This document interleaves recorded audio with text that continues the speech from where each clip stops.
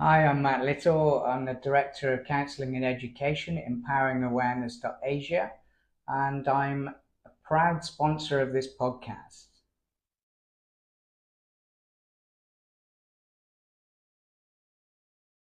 Hi, David. Good morning. Evening for Good, you, I think. yeah, good morning and good evening. Thank you very much for giving me opportunity to interview you for my podcast. It's my pleasure. So I've gone through your profile. I can see you're doing great work. I can also see you are an author, and you are into a different profession.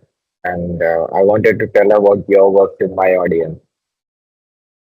Well, I look forward to talking to you, and I've looked at your website, and I'm very impressed with your global view. I think what you're doing is great stuff, and a lot of my readers are very excited that you and I get to work together. It's a pleasure for me. So can you please introduce yourself to my audience? If you want the elevator's pitch, as they say. So I was born 9 months after my father got out of the San Quentin Penitentiary for a crime that could have gotten him the death penalty. Um, when he got out, he traveled to the Navajo Indian Reservation for two reasons. Back in those days, the late 40s, early 50s, um, if you went to a reservation, basically anybody with skills would get hired. He could lie about being a violent felon. No one would check his references. And the other thing he was concerned about is his accomplice finding him because he betrayed his accomplice, the guy that helped him commit the crime. My very first conversation with my dad that I remember, we're out driving around and he says, "We have to get rid of your mother because she's crazy. And if you grow up with her, you'll be crazy too." And I knew he meant kill her. And so that's where the book begins. And it's one long, crazy ride, if you will. So you're from?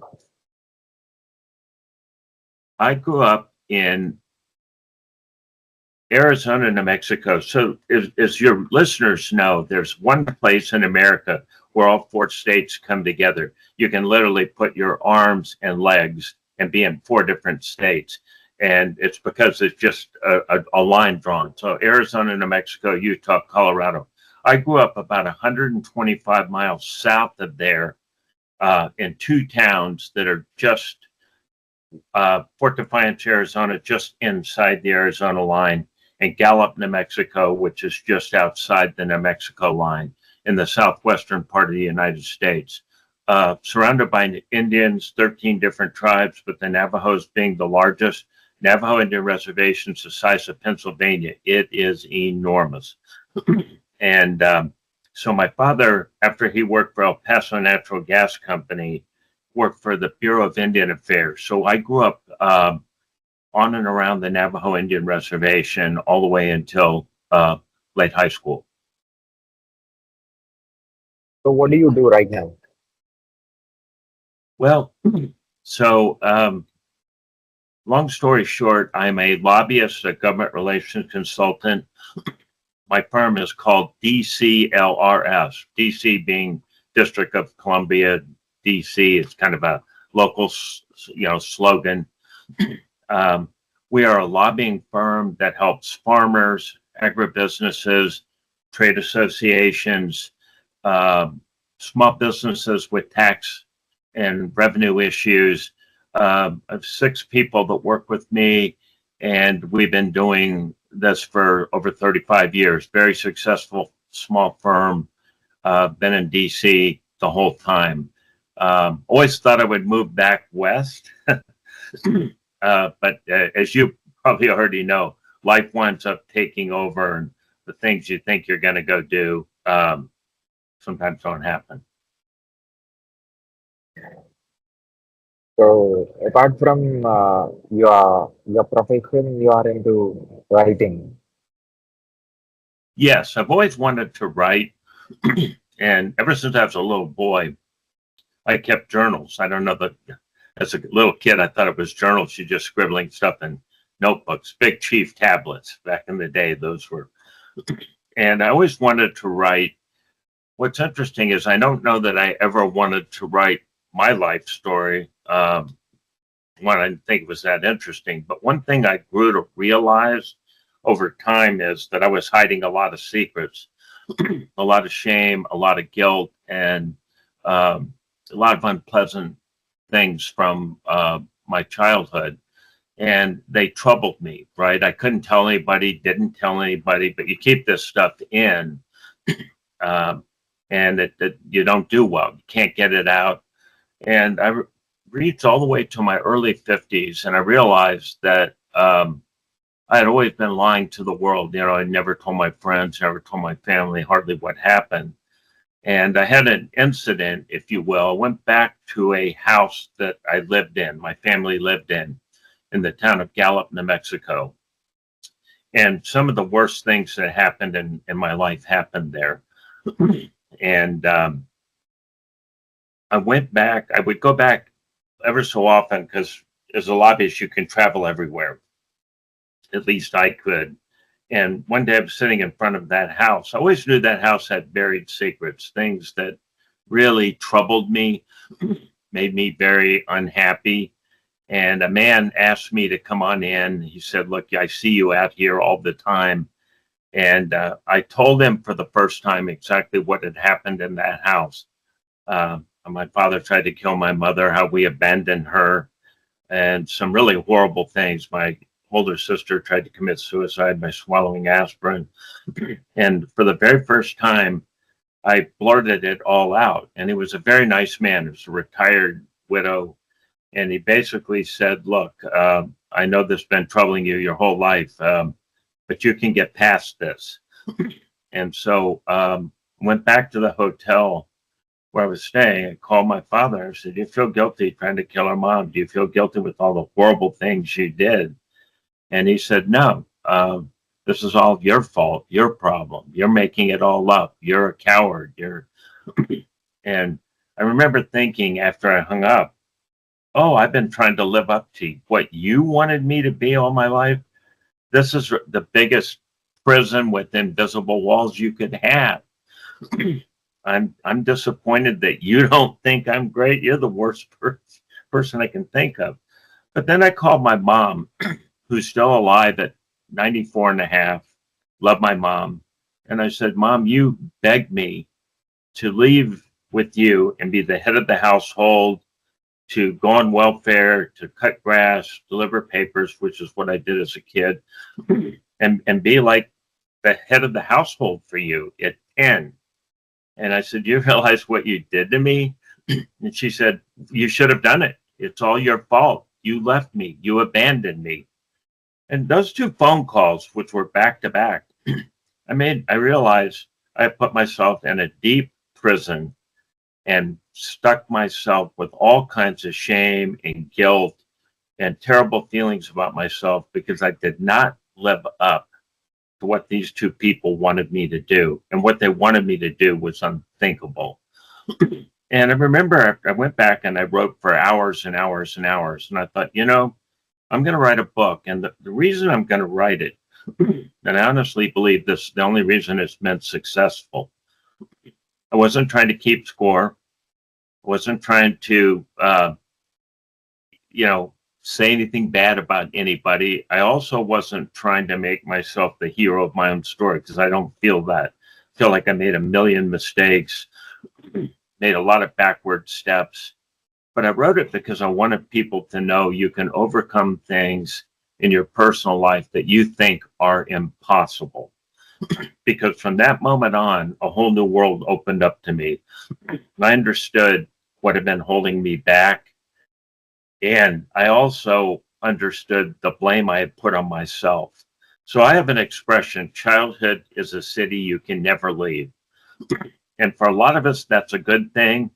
Not everybody had a perfect childhood, but what you were as a kid, what you're exposed to, plays a tremendous role in your adulthood. And if you have a terrible, terrible childhood, some with issues you cannot resolve, they can be a lifelong hindrance. And I've had almost 30,000 reviews on Goodreads and Amazon. And the thing I'm overwhelmed by is how many people who will tell me that they read my book and they feel that they are ugly, fat, stupid, whatever. They were told these things as kids and they never overcame it. And they're unable to form good adult relationships, unable to trust, unable to love. Many of them tell me, I'm going to die alone and miserable. And I always write them back and I say, you don't have to feel that way about yourself. What you were told isn't right. Yeah, we all probably love to believe we look like movie stars and professional athletes. And if we don't look like that, we're failures. But there's somebody for everybody. And most of us aren't like that at all. Certainly I'm not. And that you've been told these things and you believe these things. And now you feel you don't deserve anything better. And I found that a lot of lessons that I learned along the way and a lot of things I learned about myself writing the book. But one is that it takes a tremendous amount of work to undo if there's a lot of damage in your early years. It takes a lot of work and most people can't do it, frankly.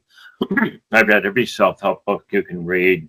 Even went to therapy. None of these things really helped me very much, and I'm not making fun of any of it.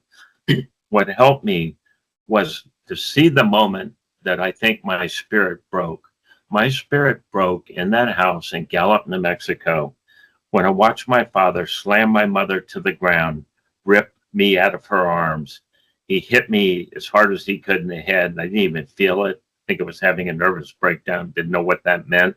And he called me a mama's boy and a sissy and a coward. But I felt all those things, not because I didn't do what he thought, but because I didn't stand up for my mom.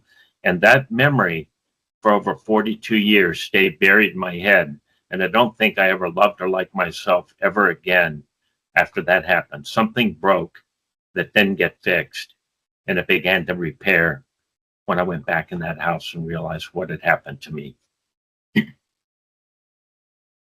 So, is there anything that you didn't said through your book or in any communication medium to the world that you want to share?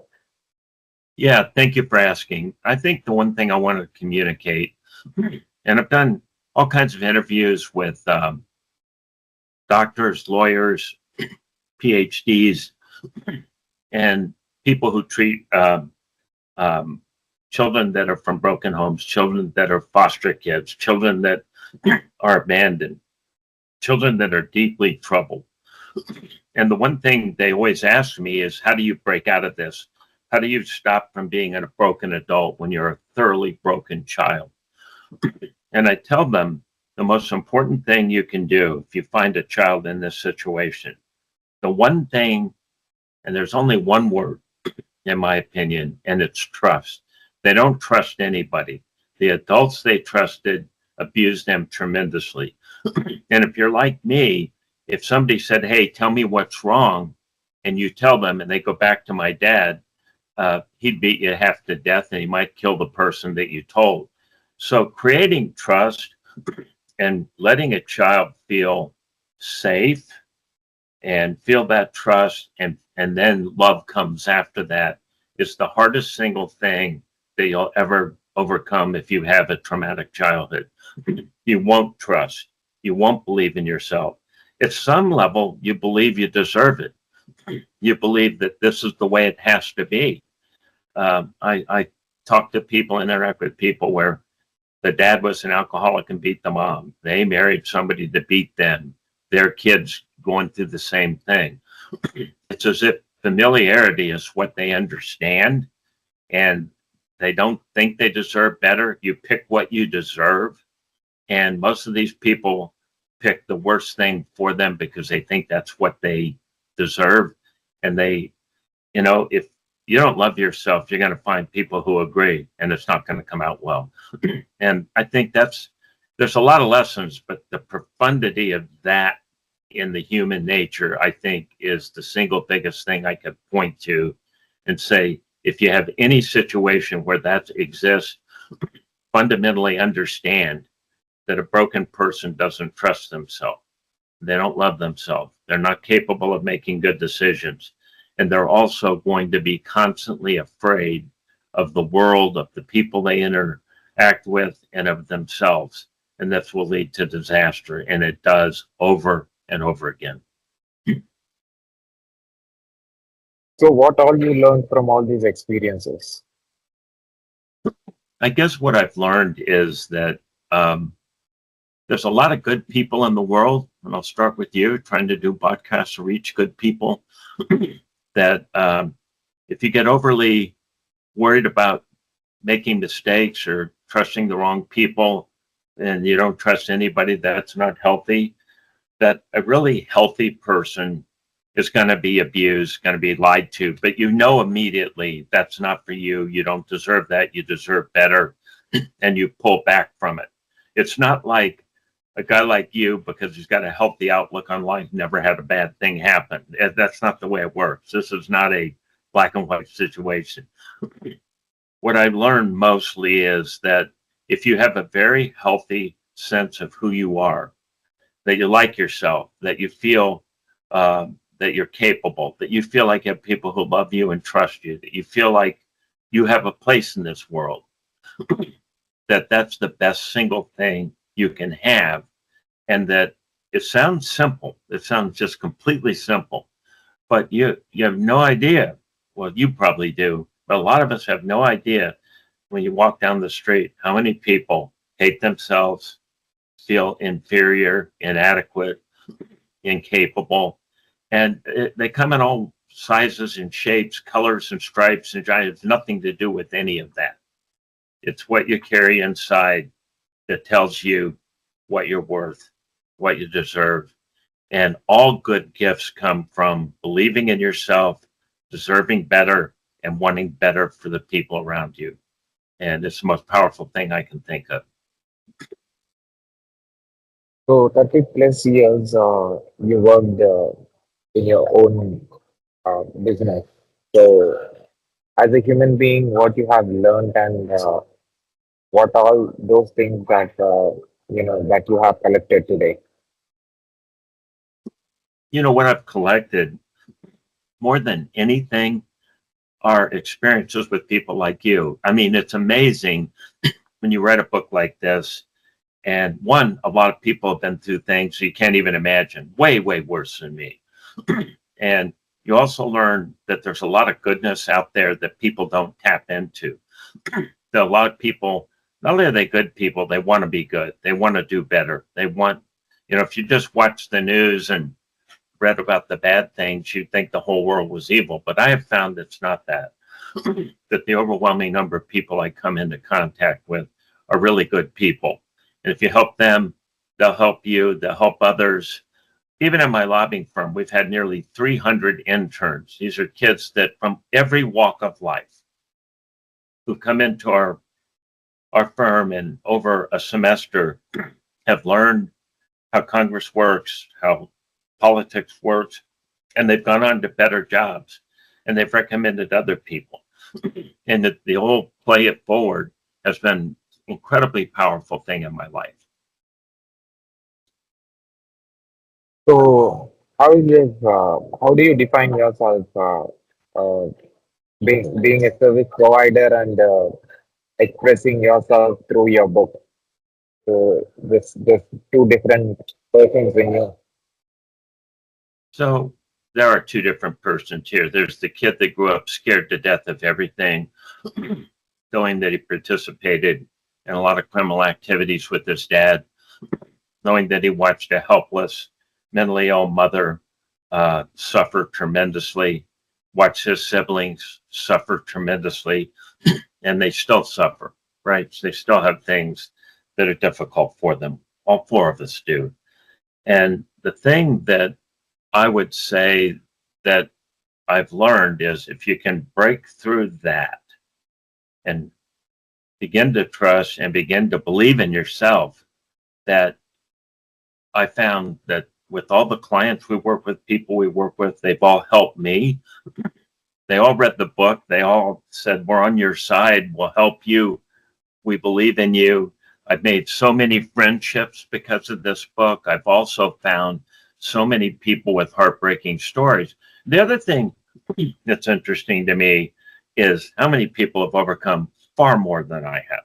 Far, far more.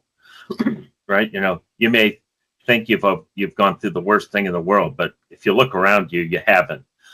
I think James Baldwin said he thought that he suffered more than anybody, and then he started reading about the world, just the things that have happened in our world in the last 24 hours.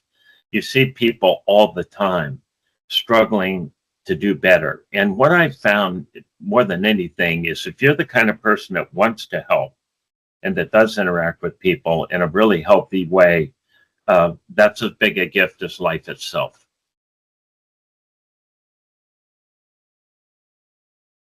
So, do you have a memorable experience that you cannot forget in your life? You know, I do. I'll give you from a very early age, always look at, there's an expression that even Hitler liked dogs and children, right? No one person is evil 100%. And my dad was like that. He, one day we're in the desert and it's 100 degrees in Arizona on this day, August day, and he stops our car. It's just he and I. And he goes into the desert. He finds these coyotes that have been caught in traps. Navajo people don't like coyotes. They eat their sheep. They see them as sort of like a devil figure. And, you know, they're not, coyotes are bad for what they do. But my dad had a strong belief these animals just do what animals do and it's not their fault. One day he took a bag of beef jerky and a bottle of water. We walked out in the desert about 150 yards and there was a coyote that was caught in this trap. And he's so strong. He pulled this trap off. It was almost like a bear trap. Can't believe he was that strong. And he left some water and jerky for the coyote. And he walked backwards. So the coyote's scared. He's going to attack you. And my dad gave me about a 10-minute sermon. And it stuck with me forever. He said, look around you. Where are we standing? And I said, we're standing in the hottest place on earth. He said, no, this was an ocean. Millions of years ago, this was an ocean. This was underwater. And he starts describing geological time from 75 million years ago until right now. And he starts explaining to me, you're no better than that helpless coyote. If you don't read, you don't study, you don't learn. The only difference between you and that coyote is you have the capacity to think and educate yourself and go out into the world and produce things that help other people. I want you to read the English classics. I want you to read the Bible cover to cover, not for religion, because he was not religious, but for education. I want you to pick up every book you can, science, math, economics, social studies, history, and I want you to become the best educated person on earth, or else you and that coyote are exactly the same. We walked back to the car. I never forgot it. And there were a lot of bad things Dad did on that very day. But on that lesson in life has stuck with me. And I've always believed, because I have a few learning disabilities, I mean, nothing overwhelming, but I've read myself out of poverty. I've read and read and read. And I talked to every person I could talk to that was smarter than me. And I asked them questions. And I tried to forge a path ahead by using the goodwill of others, not using, but tapping into to try to produce a better life. And I think that my childhood taught me that, and that my experience with my dad, even though I was scared all the time, life was very frightening on a daily basis. My only goal for most days was simply to get through that single day. And I hated being home. I didn't want to be home for 1 minute more than I had to. But I went out in the town. I went out to my paper route customers. Everywhere I went, getting jobs. And I learned from people that were better, smarter. But I also found that there were a lot of good people in the world. And there were a lot of people a whole lot nicer than the ones that raised me. And I realized that could be the window to a better world. and it has been.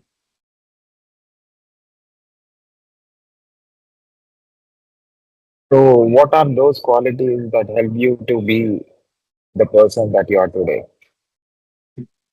I would just say curiosity, honesty, integrity, and trying, whenever you interact with anybody, to interact in their best interest as well as your own. There's a lot of bad things said about lobbyists, lying, cheating, and all that, but I found it's the opposite. If you're successful talking to somebody who doesn't agree with you, maybe they have a different point of view entirely. Maybe they disagree with you on most things. If you're completely honest with them and you're straightforward with them, you're going to build some friendship somewhere in that. That most people think they have nothing in common when in fact they do. And what I found is if you work at it hard enough and you're sincere about it, and you're not trying to get something for nothing, you're sincere about it, there's an incredible world out in front of you of goodwill, and not only that, of really productive things that can get done. What I think's gone wrong with American politics right now is that you had two parties that really did overlap and interact, and that's pulled apart. And the world will be a lot better when it pulls back closer together, that you're so much stronger with people that don't agree with you, that you can get along with, because they're going to teach you something every day of your life. And they're going to teach you things that you didn't believe, that you thought were wrong, and you're going to find out you're the one that was wrong. And that I really think that of all the lessons I've learned, and it was because of childhood, because I had to go outside myself and my family to learn, right? Because my parents weren't teaching me anything that was good.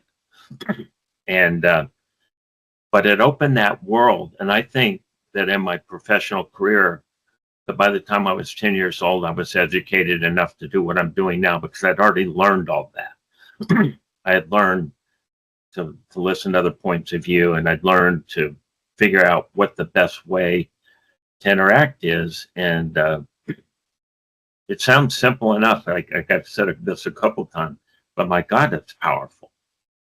Such a powerful lesson to interact with the world, as if you're not always right, they're not always wrong. See what you can learn, see what goodwill you can build. So, I know for this question, you can't answer in simple words or in the limited time that we have. But in the whole life of yours, if you look back and your senses have witnessed the constant change, the evolution, right, all these years, right? So, to summarize, to say in few words about all the things that you have experienced, and that that you want the next generation or the upcoming generations, that you want to share the valuable words from all your experiences. So what are those words, like, we should tell from the day one that you born on the planet till today? Wow, you are very good at what you do.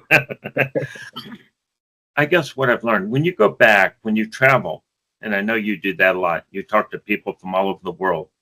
The first thing you realize when you go into an area that has poverty or a lot of hate, that what people mostly suffer from is fear, right? They're afraid of you. You look different than me. You think different than me. You might be that. When you can break that down, you've broken down one of the most powerful invisible barriers on the face of the earth. So as a kid, I grew up as a minority in my own country. Now, people who are really minorities, that's what they always experience. But on the Navajo Indian Reservation, 98% of those kids were Navajo. Like 2% of us were Anglo.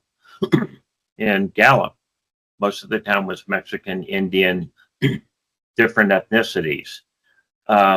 So I wasn't afraid of other ethnicities. I wasn't afraid of people who looked different than me. I wasn't afraid of people who thought different than me.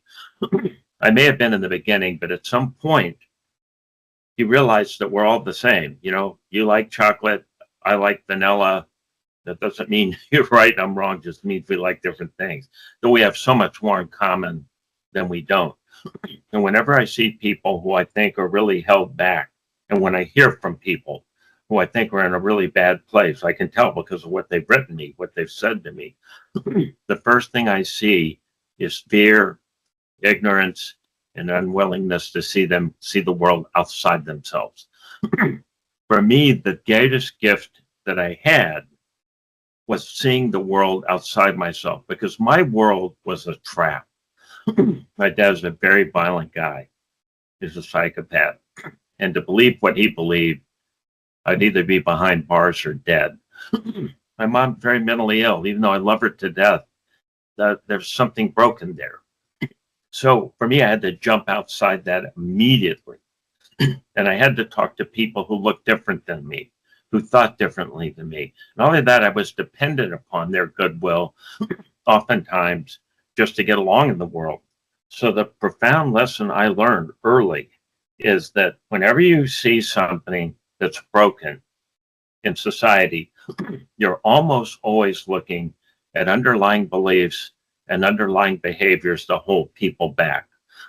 People hold themselves back all the time, and they do it because they're afraid, and they're afraid because that's all they know. It may be the hardest thing that a person does is to break through that fear, break down those barriers, learn about somebody else, learn about the bigger world, extend yourself when you don't want to, really reach out and try to grab the world, because the world's there for you to grab if you do it.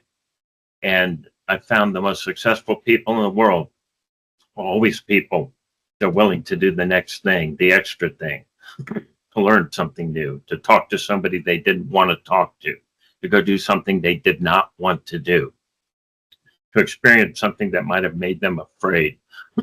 Why are they afraid? They may fail. But I'm going to tell you, failure is almost always a result of people being afraid to try. They're failing much more because they won't try than if they actually failed. If they actually failed, if they kept doing it, they'd probably get good at it. But it's an incredible barrier. And in my book, I found out it was even a much bigger barrier than I thought. I know it has been in me. I was always afraid, but I kept pushing through that fear. Now, I should have done better, could have done better, but I've done as well as I could, and it's very much helped me. So what I would tell people in this world is break those barriers down, look for something new to learn, reach out and do something you don't want to do, experience things that are hard, don't give up, never stop trying.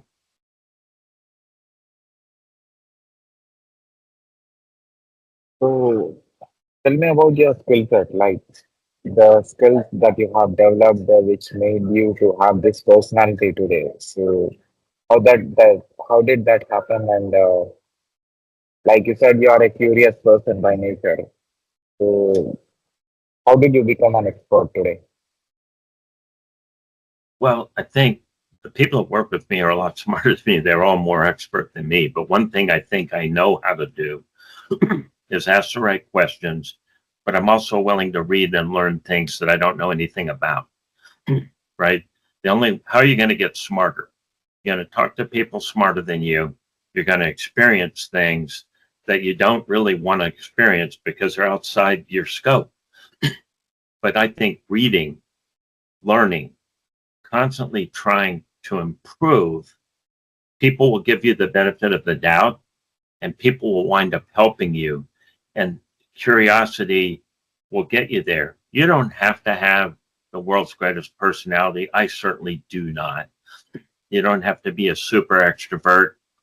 I think the world is run by introverts, frankly, who are just extroverted enough to reach out into the world. The world's run by people who are trying harder, trying to be smarter, and trying to do the right thing. And I absolutely believe a lot of people don't do that. And I don't understand why not. They get in their own way. They're their own worst enemy. No one wants to help them because they're not helpful. They're not willing to learn the next thing, not willing to try the next thing. Believe me, we hold ourselves back way more than the world holds us back. And I absolutely believe there's no person in the world who cannot overcome this if they're willing to try. You do not have to have a genius IQ. You do not have to look like a supermodel or a super athlete. You just have to try.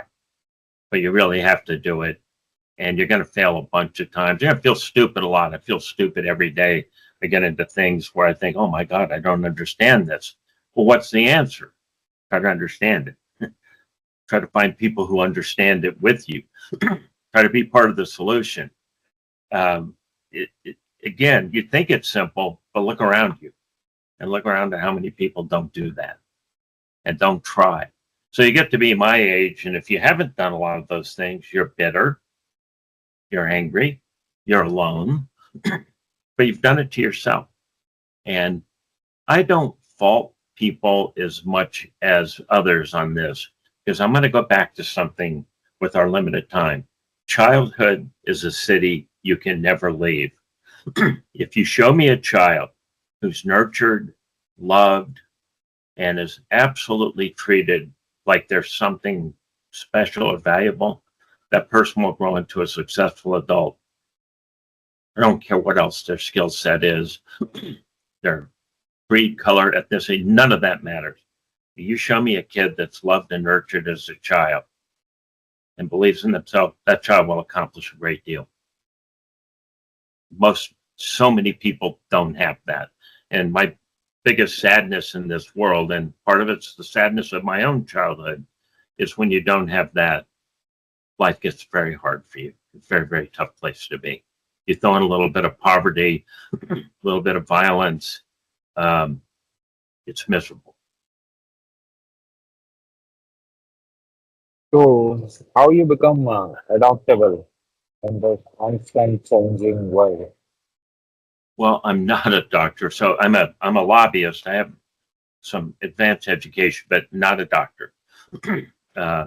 Master's degree and some other education background. But I'm going No, to tell no. you, My question is how you become so adaptable for the constant change that is happening in your life. I bet you're better at that than I am, but I'm going to say that absolutely see the world changing fast, try to catch up with it. I think there's one of two ways to approach life. I've learned all I'm going to learn and I'm done. Or this is the way it is, and if you don't agree with me, too bad for you. My way or the highway. Or the world's changing. How can I figure out how it's changing? I think probably if you could tell a person, other than the word trust for kids who grow up like me, the other word is adaptation, the willingness to see change. I think mankind's greatest attribute, the thing that's done the very most for us as a human race, is to be adaptable, to be changeable, to see what's next, and try to even get ahead of that, see what you think will be next. But there couldn't be a more important skill, because it opens everything else up. If you know everything, there's nothing to learn. If I know I don't like somebody, then there's what's the point? I'm not going to ever deal with you. But if you reverse that and see what you can learn, see what you can do to change, oh my God, the world is your oyster. It's an open blank page that you can fill up with your own dreams. So, in 30 plus years of experience, you being a people's person, communicating with different human beings, how that feels and what that taught you. It feels good. When I wrote the book, I didn't expect anything, right? I just decided I would do this. And most first-time authors who are nobodies, and that's certainly that, don't have much success, right? 99% or 98% of all the books don't even break even. But when I wrote the book, because I had a lifetime of experience that I think was relevant to what we're talking about today, success came from people coming to me and asking me questions and me asking them questions, and it opened door after door after door. That I've been able to interact with people like yourself and tens of thousands of readers and lots of book clubs and lots of people who read the book will walk straight up to me on the street and say, I read your book, and we'll start a conversation. If that hadn't happened, that conversation never happened. And I don't know that person, and I don't learn something special about them. I'd say that almost every person I've met that I didn't know well, like you're just meeting them for the first time, there's something really special about them. But you don't know that, and you're not going to know that unless you talk to them. And a lot of times, what makes them special makes them also fascinating. Right? To me, the world is either a fascinating place or just boring, because there's nothing to learn, nothing to do. But for me, it's fascinating. There's all these people who have these great things that have happened, thoughts that they've thought, things they've done. And every day I pinch myself and go, wow, I've had another great day. I've learned so much. I've enjoyed this day. And I'm bigger, I'm better, I'm smarter, I'm stronger, because I have some part of you in me. And I feel the same way with books. As a little guy, I would get under my sheets and with the flashlight and read until I fell asleep. Reading and running as hard as I could were my two outlets. And exercise and reading are still my outlets. But the reason they're outlets is because they open you up to what's outside your own door. And everything that's worth having is outside your own door. So in whole, when you know, in whole, in the population of humanity all around the world, so you are one among them.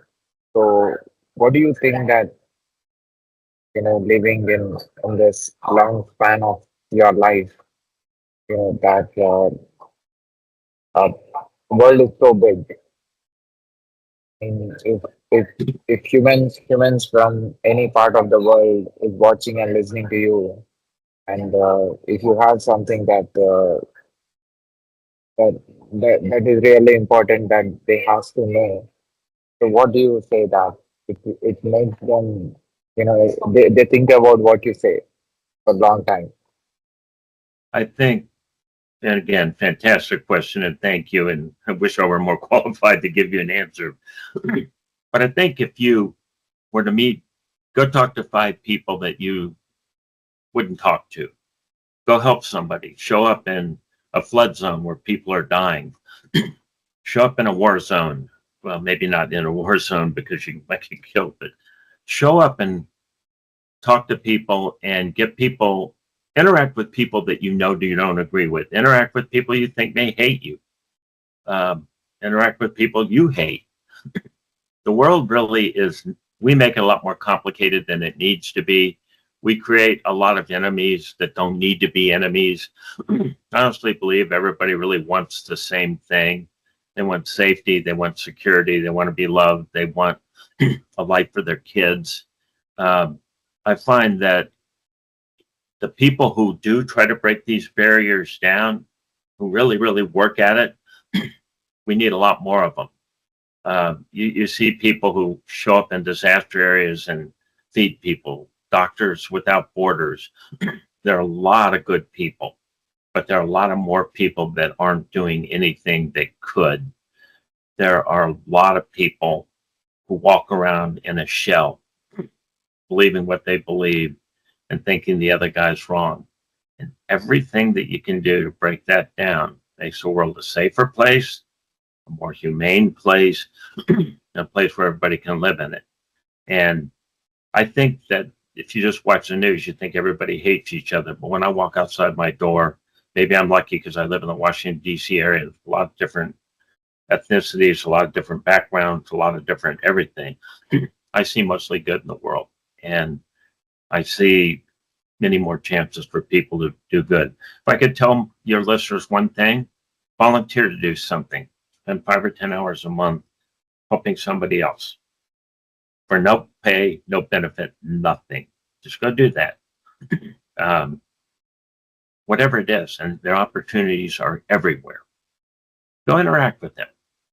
You think you've got it bad, you go help somebody in trouble, you'll find out you got life pretty darn good. Most of us have life very easy compared to people that are right around us. And it does more good for you than them, which is the amazing thing.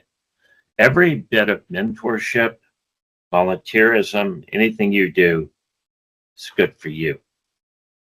And I'm not saying you should do this to be selfish, but believe me, all acts of kindness make you kinder.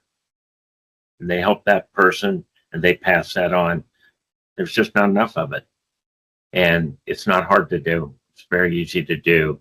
And if you look around yourself, there are superstar people in my life. My book, I outlined 7 angels. Without them, I would have never made it. And why did they do it? They had nothing, who am I? Nobody. But they didn't treat me that way. For no reason, for no particular good that came to them, they helped me. And they gave me some belief. They gave me some hope. They gave me a reason to do that for others. Play it forward. Look around you. The human race is just one race. That's it. And we make it way too complicated. It doesn't need to be. So, can you share your online presence to my listeners? Absolutely. This has been a real pleasure. So, can you spell it like your online presence to my listeners for watching and listening to this so that they can follow you, they can see what you're doing, they can learn from you? Sure. It's one word, davidcrowauthor.com without the E. Just David, CROW, author.com. And you can keep up with me, and I'd love to keep up with you and keep up with all the readers. You can follow me on Instagram, Facebook, and all that, but davidcrowauthor.com is the way to get started. And this has been a super pleasure. I really, really appreciate you reaching out, give me a chance to talk to you. I know it's pretty late where you are. You don't look it, though. You're too much younger than me. You probably never look tired. But thank you for this chance. And I hope to meet you someday in person. I hope we interact again. So, can you spell your website? The listeners who are listening this on audio, can you spell it? Our business website, although it's DCLRS, just letters.com, and davidcrowauthor.com. So I'd love to interact with you guys either way. And again, you've made my day. Definitely. And as an expert, as a person who is into multiple things and writing books and having wise experience and talking and being a person who has a lot of wisdom, what's your observation about my work? You have seen my work.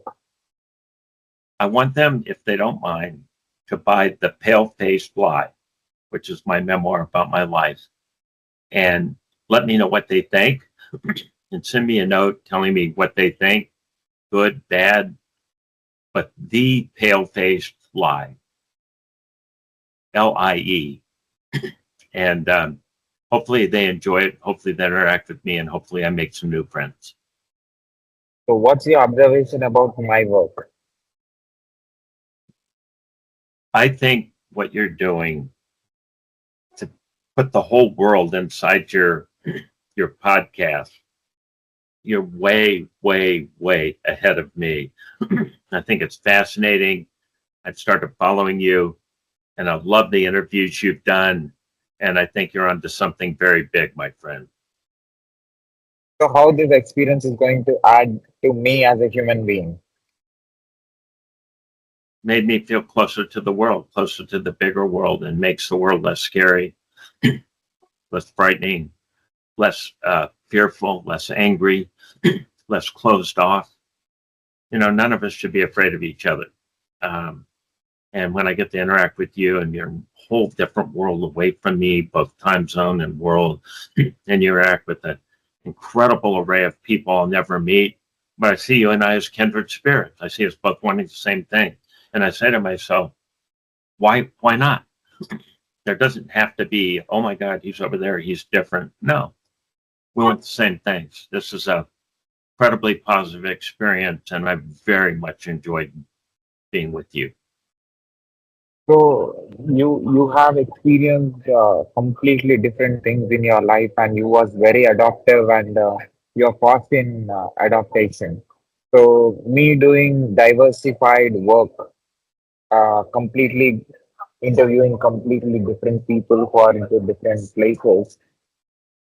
How, I mean, if you relate yourself with me, and if I relate myself with you in terms of adaptation, so how this is actually important for any human being who is watching and listening to this, like this diversity. I agree, and I'd love to know how you got to be you, because what you're doing at such a young age is so incredible. I'd love to know your life journey and where you see this taking you, because I think it's got you in a very good place. Can I put this clip on my podcast with your permission? Please, please do. So thank you very much again for giving me opportunity to present you on my show, David. It's an honor for me and it's a pleasure meeting you. And definitely, as you said, I'll meet you in person one day. Same here, and I look forward to it. You have a great day. Thank you, sir. Take care. Bye bye. Bye bye.